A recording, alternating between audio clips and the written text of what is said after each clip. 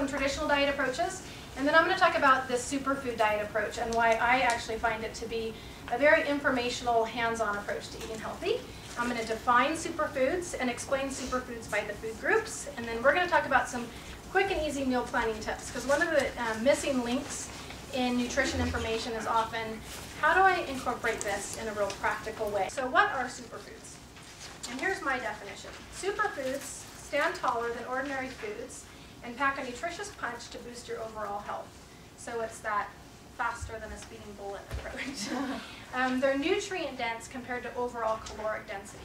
So, you know, there's a concept out there that our bodies are really craving nutrients, which makes a lot of sense. Your body wants a certain amount of vitamins and minerals and nutrients to feel good. And so you can choose to eat a large volume of foods that aren't nutrient dense, but you're still going to be craving more nutrients. Or you can choose to eat really nutrient dense packed foods. And that's why I like the superfood approach. They're vitamin rich, mineral rich, fiber rich, and then they're also rich in some compounds that we're just on the verge of finding more about. So phytonutrients, antioxidants, polyphenols, these are compounds that we know that in certain amounts might even have a medicinal effect on certain compounds in our body. Let's look at some of the grains that I consider to be super grains, and I have some examples out here. So does anyone recognize the grain that was in the salad tonight? Quinoa.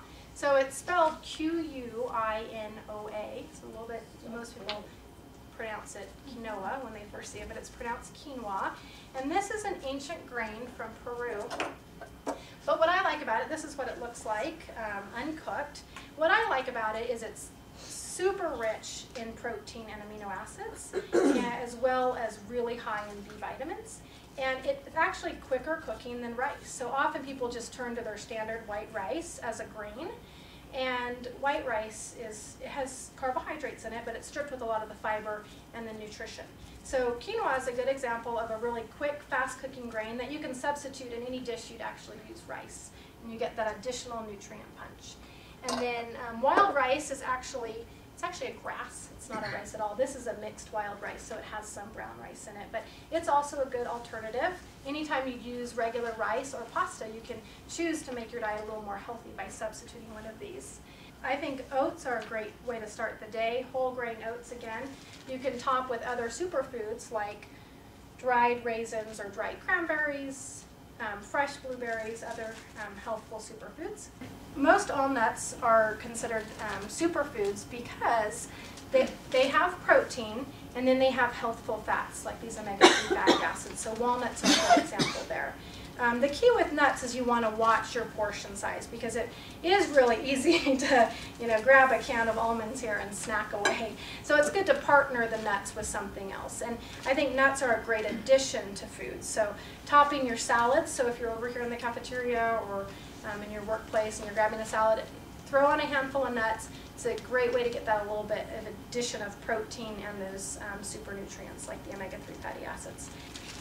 And then nut butters are also a really convenient way to make a quick and easy lunch. I'll just experiment with different nut butters like almond butter, peanut butter, and I'll spread these on whole grain toast or rice cakes, and then you can top it off with some banana slices. You have a pretty quick and easy lunch, so it doesn't have to be really complicated to get in these food items. Some other super proteins are soy and fish. So we talked a little bit about the fish. Fish is pretty easy. You can get grilled salmon and put it on salads or make it as your kind of entree for dinner meals.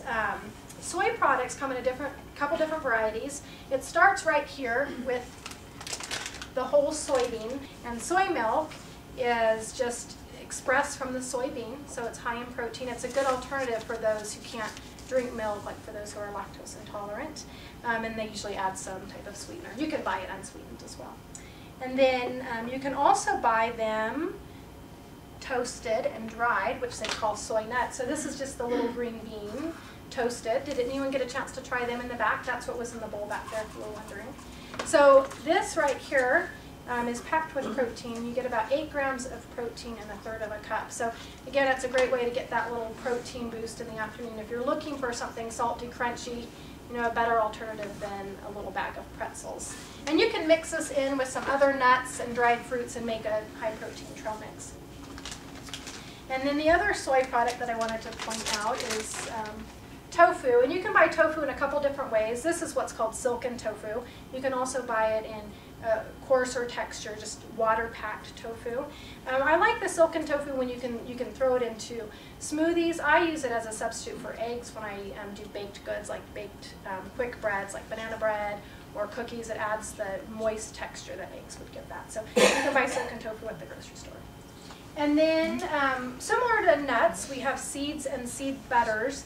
And seeds are a little bit of the underrated item out there, but again, they're packed with healthy fats and proteins and lots of antioxidants. Okay, so vegetables are pretty easy because most vegetables are considered superfoods. What you want to look for with vegetable, though, are the deeper in color, the more nutrient packed. So again, when you're looking at, for example, different lettuces, iceberg lettuce is not going to be as nutrient dense as some of the dark leafy greens. You want to look for the dark leafy greens, the dark green vegetables like broccoli, and then dark orange vegetables like the sweet potatoes like we pointed out, red vegetables like tomatoes. Butternut squash is a great example of a dark orange vegetable that you can cut up and steam, and you can make it into a soup as well. And then onions and garlic get a lot of attention because they're high in certain sulfur compounds.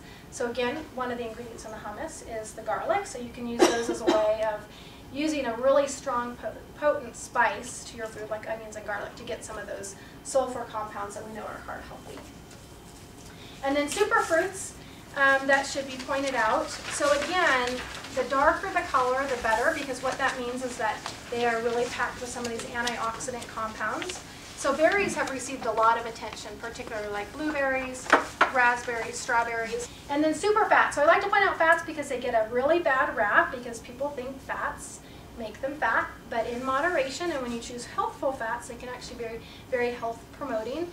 The other thing is we know that people that try and follow very restrictive low-fat diets tend to crave foods and eat more calories elsewhere. So fats are a good way that you can actually get satiety from your diet, particularly when you're choosing healthy fats. So, you know, I like olive oil, and again, it's one of the foundations of why the Mediterranean diet has found to be so healthful, and even just plain olives.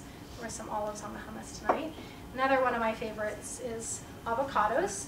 So avocados can be a great accompaniment to sandwiches, salads, and you know, they're very flavorful and they taste good and they give you that nice mouthfeel. We're often looking for that really good, nice mouthfeel that fats give us. That's why the full-fat ice cream always tastes better than the low-fat ice cream because it has that nice mouthfeel. Keep it simple. I know people, one of the things they get overwhelmed with again is when they fail to be able to follow a diet is they get hung up on how many calories and the percentage of fat and things like that. But start by saying, you know, how many of these villain foods can I crowd out in my diet? And it gets to be a little bit of a fun and exciting game because you're always trying to combat the evil forces. And then how many just good old regular foods are you eating? And then how can you incorporate more superfoods into your diet?